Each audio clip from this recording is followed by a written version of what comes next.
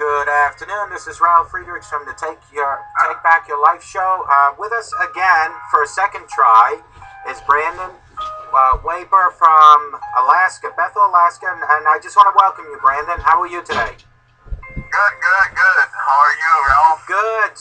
So last week we had a similar situation. The only difference is that it didn't turn out too good as far as technical difficulties. So I figured let's try this again, and hopefully people will be able to understand what both of us really had to say. But at least we got to see you and how good you look. I mean, you look excellent. It's unbelievable. Thank you, Ralph. Thank you so much. Yeah, it's all dedication, desire, whatever, matters, and, you put it all together and you're pretty much unstoppable. Yeah. I mean, it's what a transformation. One of my websites is called Clear Reform for Reformation, and you're an example of that, how you can transform from one to another. I mean, unbelievable. Thank you so much, Ralph. It's so nice to know in heart that there are people out there, including you, that are very moved by my lifestyle and my life story. That's what it's all about. It's to contribute and to be of service, to everyone out there in this beautiful universe that we live in. Because I'm not going to know the billions of people that live and occupy this entire world we live in, but it's the least I could do is to express and share what I'm all about, and just reaching out and touching people out there. And you are doing that. You're definitely touching people. Since we spoke last week, before I ask you the questions that I asked you last week, but since we spoke, this morning I posted a video that I saw on Facebook. I shared it, actually. Somebody else had posted. And I thought about something that you and I discussed, which is how we are role models within our own home. And I don't know if you got to see the video I shared. Yes, I did. I've seen that video before, and when I saw it again yesterday after you posted it always, it's always such a powerful message, and I stand at 100%, behind that. It's basically, it's a mirror. It's a mirror of what our young generation are looking at, and they're going to repeat it, exactly, what they see in the home. Exactly. I definitely was very touched and moved. It was a great reminder because I did see that video clip some time ago. Right. So thank you so much for posting that. Yeah, I mean, I thought about that. You and I discussed this. Before we get a little further, I'd like for you to just give us your website and tell us about where you live and stuff like that. I mean, no street address by all means, but just mention how Bethel. I mean, I know what it's like because I've worked there, but the audience doesn't. But let them know about your website, because I do urge my audience, please go to his website. It is an inspiration to see from, and I hate to use the word soup to nuts, but that's really what it comes from, where he started, where he is today. It's unbelievable. And he is an example that it's never, ever too late to start over, whether it's physically, mentally, spiritually. As long as you never, ever give up, there is always hope. So, Brandon, just give us your website and tell us a little bit about Bethel, Alaska. Okay, so my website is www.brandonwaipa.com. It's basically my full name, BrandonWaipa.com. So yes, I moved to Bethel, Alaska in 1998, and I came with a passion to get out of debt. Before I moved to Bethel, Alaska, I was born and raised in Hawaii all my life. And so I came up here with no idea what I was getting into. Currently now for the last 13 years, I work for the state of Alaska in the Health and Social Service under the Division of Juvenile Justice as a youth counselor, / correctional. Great. Officer. Yeah, great. And that's I don't want to put it in a way, but that's one of the reasons I contacted you also to speak to you. Besides that, you're a friend, and I've been following you for quite some time now. But the experience that you carry in the juvenile system, because I would guess that the majority of people coming in there, probably a small crime people, but mostly for drugs and alcohol. Isn't that correct? Yes, yes, definitely. That it is. It's like almost 95 to 99%. Yes, drug and alcohol related, and it all ties very well into it. Right. So, as many youngsters in Alaska hear everything there is to hear about alcohol and other drugs from friends and their brothers and sisters or young, family, why do you think, I realize this is just based on your opinion and what you actually do with it, but why do you think that the addiction is so alarmingly high? What do you think could be causing that? Well, there's so many ways to look at this. This is a very controversial question, and I always start with the environment. Back to like your video. When you start as growing up as a young child, going into your teenager, and then your young adult, and then your adult. It's all on what you're being exposed to. The supervision or the environment or the peer pressure or things like. And we're talking 24-hour constant environmental changes from your home to your school or to your outside of the home to your friends or family. All that plays a huge role on what is being calculated in a young child's mind on what is going to be acceptable or what is going to be unacceptable. I mean, there's just so much things going on, and not to even mention the media that we have nowadays on the TV, the music, and stuff like that. So there's a lot of influences out there, and some of them can be very misleading, very misleading.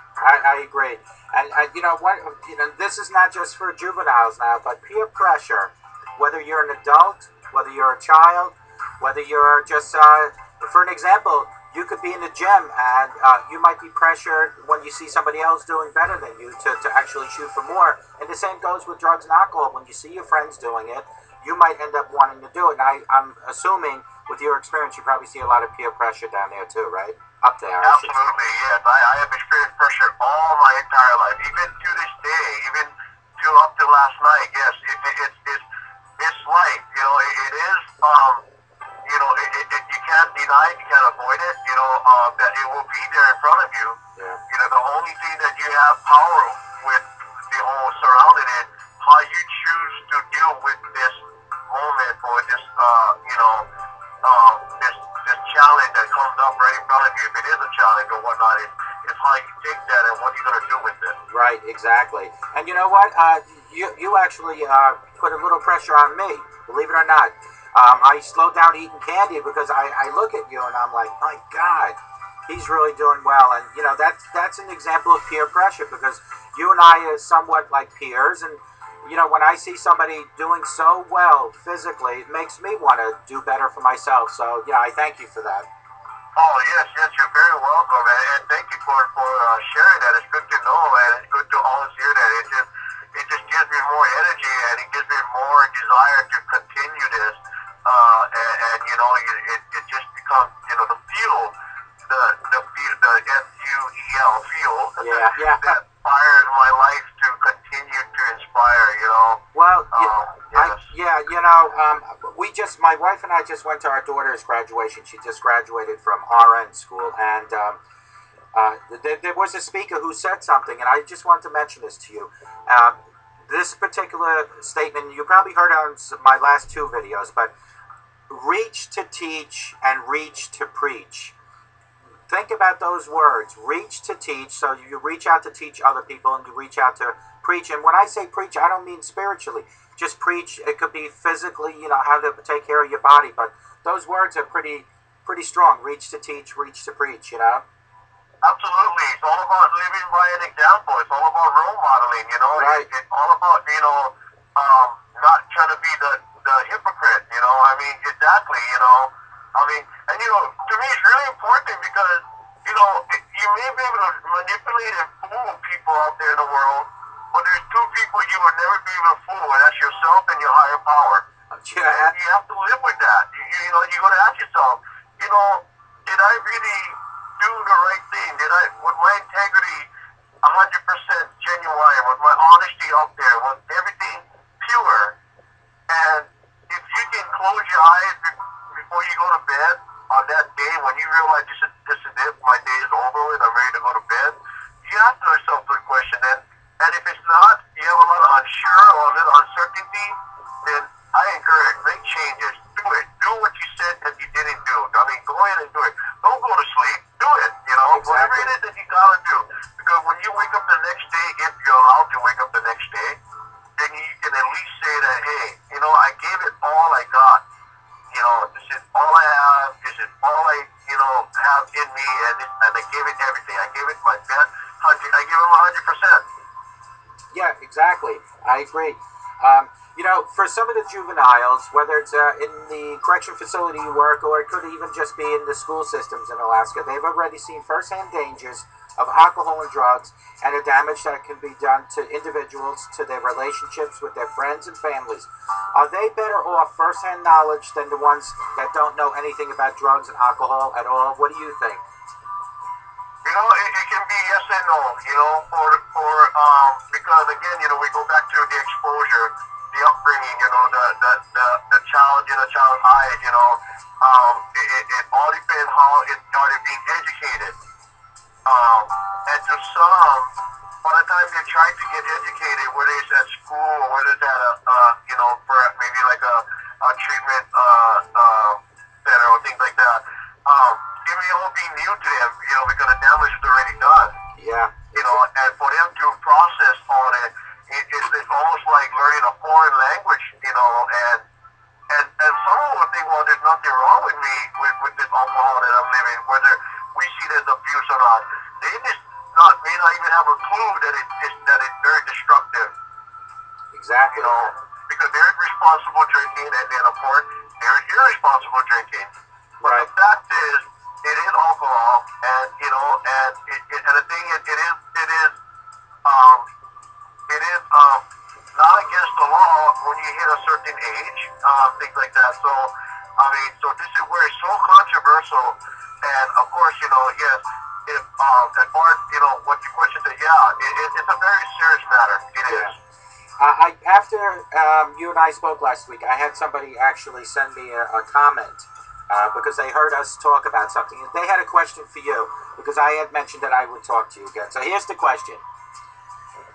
Up in Alaska, you use snow machines more than cars, especially in the rural villages. Bethel, obviously, you have a lot of cars, but this person wants to know, can a person be arrested or charged with drinking and driving a snowmobile? I actually believe they can. It can be reckless, you know, machine and stuff. I'm not sure how it falls in exactly the charges and stuff like that, but yes, definitely you can because it is no difference from a vehicle. It is a vehicle. Yeah. Snow machine, ATVs, boats, you know, during the river, you know, that's their main way of travel in the rural area. You're correct. There's very few cars in other surrounding villages around Bethel, Alaska, to almost no cars, and you know, those things, yes, those can be just as accountable equally, yes. Right. And there was one other comment that somebody had sent to me, and then I'll get back to the questions, but I didn't want to forget about this. This was a question for you.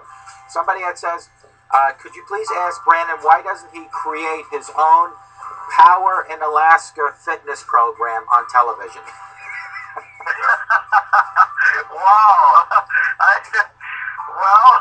It never crossed me yet, but I mean, I'm not saying that it's impossible, you know, and I'm not saying that I'm unreceptive. I'm very receptive to anything that's possible, and you know, that's something that I am very interested in considering now that you brought it up. Well, you know what, Brandon? I think what people are basing it on is because being that for whatever reason, Alaska is almost considered a foreign area to the lower 48. But more importantly, is that when they had the Wings of Alaska, you remember the airplane show?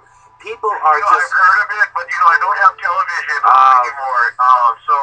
But I hear bits and pieces from my coworkers. They talk about it. What it's based on, it's just bush pilots. So people are fascinated when there's a successful story coming out of Alaska because they don't realize that you guys are just like us and all that. They think, you know, it's totally different. But this particular person, and this person's name was John, he's fascinated by I guess he must have got to your website and heard us talking and saw your transformation, and so that's something to consider down the road for yourself. You know. Yeah, wow. I mean, I'm very, yeah, I'm so excited to hear that. That's awesome. Yeah. How about instead of Awesome. instead of the biggest loser, you can call it the coldest winner or something. You know. Yeah. All right, just a couple more questions, okay? I don't want to keep you because I know you have a busy schedule. And I've asked you these questions, but we didn't get to hear them last week, the answer. So I'm sorry if I'm repeating myself, but this is for the audience to hear. So. No, please, by all means, don't be sorry. Yes, please, fire away. Okay, just from your experience, and when I say your experience, not your personal experience with drugs and alcohol, just your experience being around juveniles, do you think marijuana use can lead to other drugs? Absolutely. I believe they can. They all tie into substance abuse. I mean, as a working in the facility, we noticed that a lot of triggers, and they all connect. And so, not only just marijuana, but other drugs as well, and of course alcohol. And of course, I'm sure that you're aware that several weeks ago they recently voted on legalizing marijuana. I'm not sure on the whole details on what exactly that means, but it looked like it was a green light on a majority vote. Yeah, I did hear about it because I do follow ADN, which is the Alaska Daily newspaper, and Yes. I am I should say I'm not shocked, but I am shocked. I don't know what the world's coming to. People are thinking that by legalizing drugs and alcohol, it won't be in demand. My interview I had with Dr. Luis Gonzalez, he had said that legalizing drugs and alcohol is not going to help this country. The only way to help the country is by educating and coming up with stiffer penalties. But at what point did we finally give up, Yeah, and I agree with you. It is all about educating. Educate, a lot of people automatically think it's school. Well, educate, if I'm not mistaken, I think it comes from the Greek word to draw out, to draw Wow. knowledge, to draw out, and so, yes, so, educate is a very, very powerful, word, and it also definitely has to be applied. I recommend that it has to be applied 24/7 in your life. Exactly. Question: do you think young people can get addicted even though they're only using it every once in a while? This is not based on anything other than what you see in your own job and your village. And actually, Bethel's not a village. Let me retract that because it's huge for the listeners. Bethel is like the hub. It has tons of taxi cabs. That I can tell you. It's funny you brought it up. I gotta add to this that I believe we are the nation's biggest taxi cab per capita. So wow. There was an article on that we actually have the highest taxi cab per capita in Bethel, Alaska. Yeah, and that's unbelievable because like my wife and I were in New York City yesterday, and there are cabs everywhere. But I remember Bethel. I could always get a cab if I had to go to Swanson's or if I had to go wherever. But do you think that by trying marijuana or drugs that they can get addicted to it? Yes, I believe they can because, for one, these things were created as, in my opinion, it was created as to make you feel better. Supposedly, like a cure, a medicine, or of course that's why it's called a drug. Right, exactly. And that's why they go to it and they think it works. So yeah, it becomes it becomes part of your daily lifestyle. Exactly. I have a couple more questions, and I do have to mention something that I spoke to Dr. Gonzalez about. Actually, kind of has something to do with you, but we'll get to that in a minute. But here are three more questions. Why is age of first use of alcohol and drugs so critically important, especially in Alaska? In other words, the sooner they start, I think the more chances are, the earlier they start, the more chances they have of becoming addicted. What do you think? Yes, I do. And as far as when you say it earlier, I know we discussed. I said this last week, and I'll say it again. In a psychology class class that I took sometime back in my college days. They talked about how a child from the ages of birth to the age of 4, that they will already develop 50% of their habits, their attitude, or what they like to call it is program. Program meaning that, just like when you put a program in the computer's going to keep doing it because it's programmed to do that and nothing else. So basically, you're creating 50% of your life habits, attitude, decision making, all of that. Right. And then from the age of 4 to the age of 18, you're adding 20 to 30% more. And if you look at the age difference from 4 to 18, that is 14 years that it takes to just add 20 to 30% more versus from the birth year to age 4, in 4 years, you added 50%. Wow. And then after the age of 18, you fill in the blank, which is the last 20%, which is from that to the day you pass away. Nobody wants this growing with age.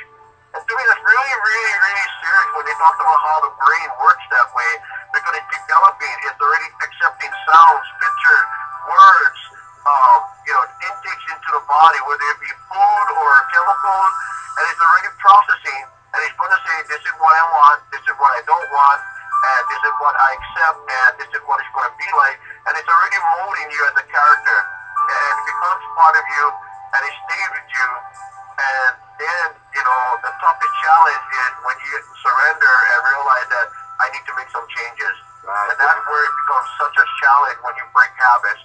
And everybody knows that habits are very hard to break.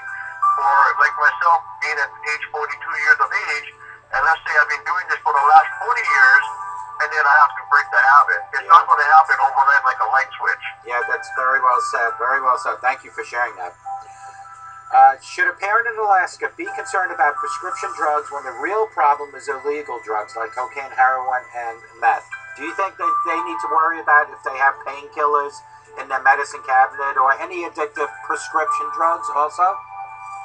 That is something I never really got into, but, I am just very anti drugs and alcohol and tobacco. Meaning that if it's causing, if it's wrecking your life, then I don't, support it. I don't support the person to continue it. So as far as trying to find an alternative, it's really hard because on the alternative, you don't know if it's really about the money. You don't know if it's really about a business. You don't know where it is. If it's really about helping the individual with the needs. It's Right. really, really difficult because, because politics gets involved as well. And you and I both know for many years, is it really another scheme to make extra income, or is it really about helping, or is it just, basically minimizing? Exactly. And you know what? This is on a personal side note for me. When I mean, I was an alcoholic, and the doctor gave me an option when I went to him, and I opened up and I told him what my problem was, and I told him that I quit drinking. At that point, I was maybe 1 week into it, and he said, "Well, listen, I can give you a prescription drug that will actually counteract alcoholism. In other words, you take this now, this drug, you take it, and every time you have something to drink, it'll make you want to throw up." But my point here is that I don't believe that a doctor should give you another drug to eliminate another drug. I think if you have the will, the desire to quit, you should do it on your own. And I did deny the drug from the doctor. I did it on my own. Exactly, and you couldn't have said it any better, because then you just replace another potential addiction with another potential addiction. Exactly, because I do know people that maybe quit doing cocaine and crack and are taking painkillers like they're going out of style. And to me, that's the same thing. You're just on a different drug now. That's all. Yeah, exactly. Yeah. And the word addiction has nothing to do with the let's look at from a health factor. When they say, well, if you drink alcohol, you're gonna ruin your liver, you're gonna ruin your impaired speech and vision and all that, and hearing and stuff. But and then they give you this drug supposedly that's supposed to cure that, that's going to make you vomit and whatnot. Again, so now maybe your liver is being okay, and maybe you're not being so much impaired as you normally are.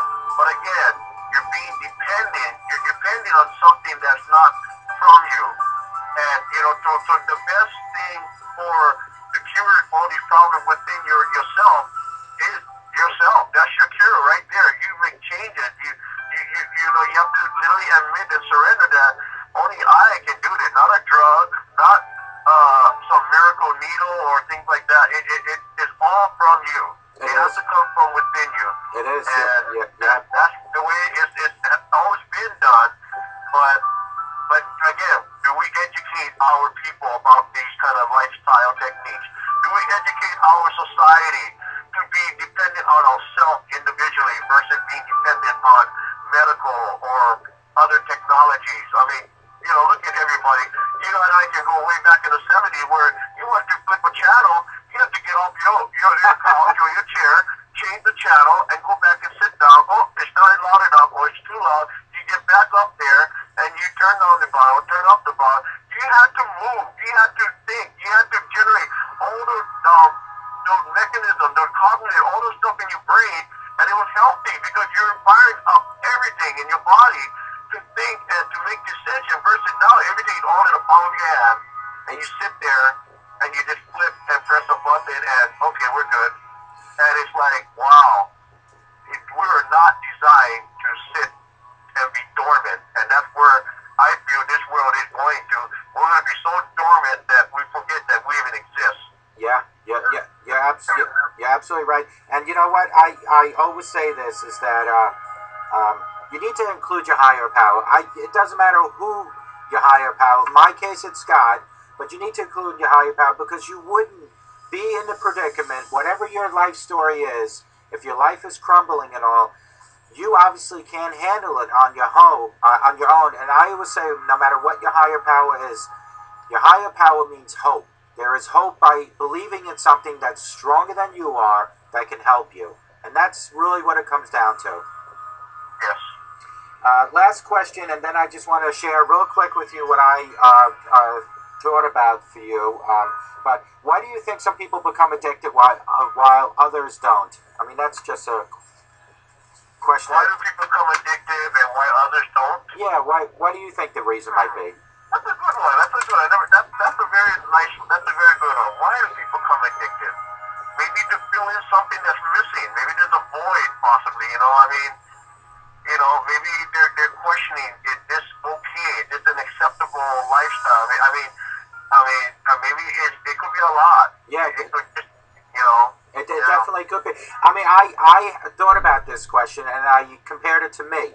And the only thing I came up with, for me, why, is weakness. That's the only word I can come up with, weakness. Because I was weak. Yeah. I was weak and I gave in.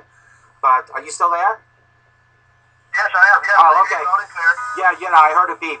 So anyway, Dr. Gonzalez, I'm not sure if you know what he's about, but he has a business, like me. He's an addiction recovery coach, but he also turns people into coaches. That's how I went to his school online. But he also now just recently picked up another part of his business through the court system, and this is where I thought about you. The courts actually send people to him for anger management. And I thought about you because he is a motivator and all. And I said to myself, I have to, on air, mention this to you because you remember you and I spoke and I said to you, when you're done with the correction facility, I think your life plan is to be more involved or continuously be involved, motivating the younger people, motivating other people. And I said, you should really look into this down the road, possibly going through some kind of course that's very quick and minimum because you have so much experience, you have so much motivation already. You just need that certification to have a career after your career. But I wanted to bring that up to you because Dr. Luis Gonzalez and I were talking about the new court stuff, and that's something right down your alley, you know? You know, and again, thank you so much for sharing that and discussing that because when you brought that up last week when we spoke, and it wasn't really something that I have put some thought into, but of course, I never really spoke with anyone about it. Mm-hmm. And hearing it from you just gave me more assurance that, I believe this is my calling. I really believe this is what I would put into this world for was to help and to inspire and to motivate and support, and to be the stepping stone, or hey, I mean, all I did was point to the direction. I didn't force you to take that first step. Basically, I was just there saying, hey, if this is what you want, there it is, and I'm right here supporting you 100%. But it's all you, it's all you, and that's why you have to take ownership, and you have to definitely pat yourself on the shoulder, which a lot of people I feel now they have a very difficult time doing that, which I myself am guilty of as well. Is to pat myself on the shoulder sometimes and say, hey, I did good today, didn't I? Having those nice self-talks to yourself, and just own that, and not to come across from bragging or conceitedness or to put yourself above others, but basically just saying that, hey, you know what, you were the man today, wife, but you did great today, you own that, you be proud of that, because your heart was in the right place, your heart wasn't for glory, to brag and all that, your heart was there because you wanted someone to overcome a weakness, to simply put a smile on somebody's face, or to give them that word hope. Exactly. That's what it comes down to. And you take ownership of that, wife. You don't you ever forget that you have it in you, because the bottom line is you care. That's right. You care so much. And that's why I think, I think that you would be excellent. You got to remember, a recovery coach is a life coach. We're not therapists. We're not counselors. What we do is we talk about today and tomorrow. We don't care what happened yesterday. It's about motivating today, and we just bring out the answers that people already have within them. It's your job just to bring it out. And I'm telling you right now, at your end point, which is your career in the correction facility, should be your starting point of your new career. And the reason I use that word starting point, because Dr. Luis Gonzalez, and I'm a graduate from startingpointmn.com. And what that is, and I just want to give him a plug real quick, you'll actually do webcams with him from your home, and he'll actually, once you pass his course, certify you. And then you can actually go out there, and I'm talking to you directly, Brandon. You'll be able to go out there and already display what you have, which is you have compassion, you have emotion, you have motivation. But now you can do it with a certification and make a whole new career, and I guarantee you, you will be so good at it. And that's what I had to say, but it's www.startingpointmn.com. The MN stands for Minnesota. So, okay, got it. So you definitely have to look into that, and I'm always here for support, because you teach me every day to keep going just by looking at you. You're an inspiration, and I want to thank you from the bottom of my heart for taking time again to do this interview, and I hope you become a regular guest on our show. You bet. I love to be a regular guest. Anything that I can do to help, anything that I can do to be of service, Ralph, I'm in there, no matter what. I will make time. Yes, I am very busy, but that's what keeps me going. A busy schedule is better than a no schedule in life. You're absolutely right. And, Brandon, I just wanted to thank you so much for coming on again. And I hope to hear from you real soon again. And if you have any other questions for me, I'd be more than happy to ask if you have any questions whatsoever. Otherwise, I hope you're a guest soon again. You bet. Anytime, Ralph. Thank you so much for having me over.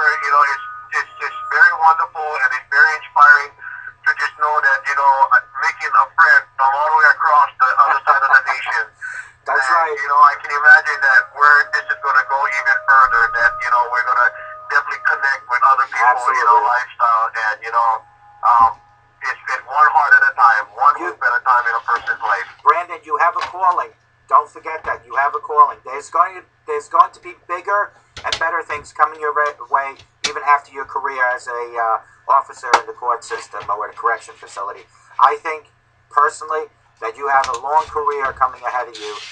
It's just a matter of you just grabbing the bull by the horns and running with it. Yeah, I agree 100%. Yeah. Hold on 1 second, Brent. What'd you say? Hold on. Oh, my wife just came to me. She wants to order one of your T-shirts. What do we need to do to order one? Okay, so I think you don't have to order them. I'll just send them to you, folks. That's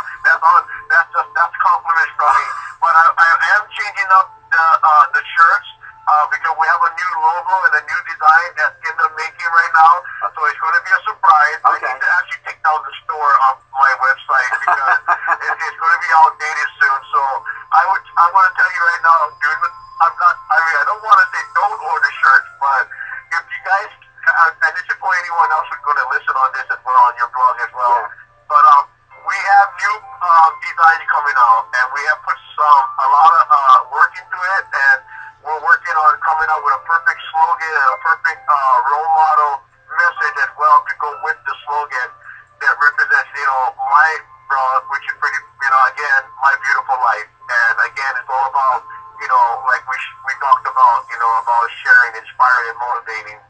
Yeah, And so, hang on for a little bit. Yeah. As far as just hang on a little bit. It's funny. Your title is My Beautiful Life, and my title is Take Your Life Back. And both titles can end up with an ending. All right. Exactly. You just might give me another idea. I like it, Ralph. Yeah, both can. Yeah, you better copyright that before I grab it. I'm kidding you. That's awesome. All right, listen. When you have the T-shirts out, let me know. So, happy wife, happy life for me. Yes, absolutely. We only have one life. That's all we have. That's it. Life in the other, the next life. That's it. And just plug your website one more time for the audience, please. Okay, again, www.brandonwiper.com. All right. There you go. Thank you very much, Brandon. And I will definitely touch base with you, and we'll do another show sometime, okay? You bet. Thank you so much. You guys have a beautiful day, and happy Thanksgiving to all you guys and everyone else listening on this blog. Love and aloha from Alaska. All right.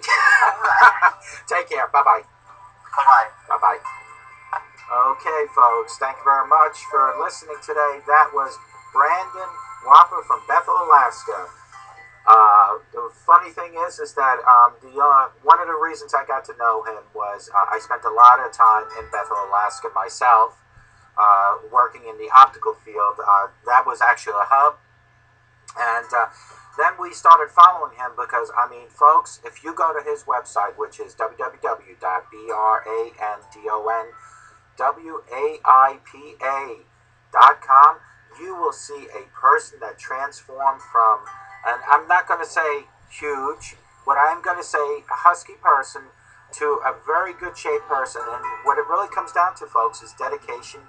And it comes down to something that I say all the time, and it's to never, ever give up. Because as long as you keep going, no matter what your goal might be, it could be spiritual goal, it could be physical goal, it could be addiction recovery goals.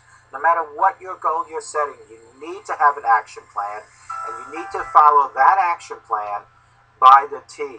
But you can always sidetrack a little bit, but your goal is your goal. You can never forget what your goal is. And during your march towards that goal, you're going to find levels of stress, you're going to find triggers, you're going to find whatever. The object is to never ever give up on your goal. Because the minute you give up, you need to start all over again. And that's okay if it does happen. If you have to start all over again. But obviously, the main thing is to shoot, to never have whether it's in the addiction recovery, a relapse. You don't want to have that. Whether it's in the gym, you don't want to suddenly start eating 20 boxes of Twinkies or Ring Dings or whatever.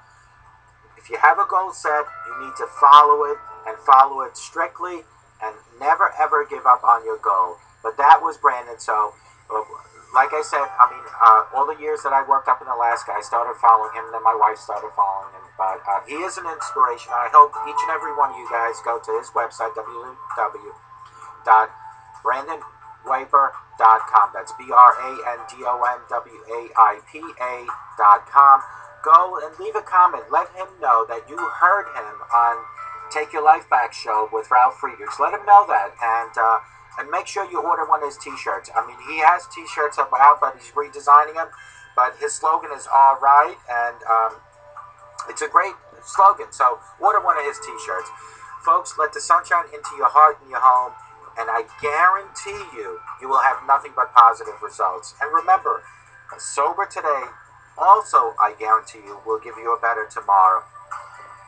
Stay away from the negativity. There are people that are out there that might tell you no good. People might say that you're worth nothing. Stay away from those people, because those people that are telling you those things are usually the ones that have self-esteem issues, that might have problems in their own, and they feel better by knocking you down. But when somebody tries to knock you down, stand straight up, reach for the stars, and just keep walking straight forward. Have a great day, but more importantly, have a sober day, and God bless you.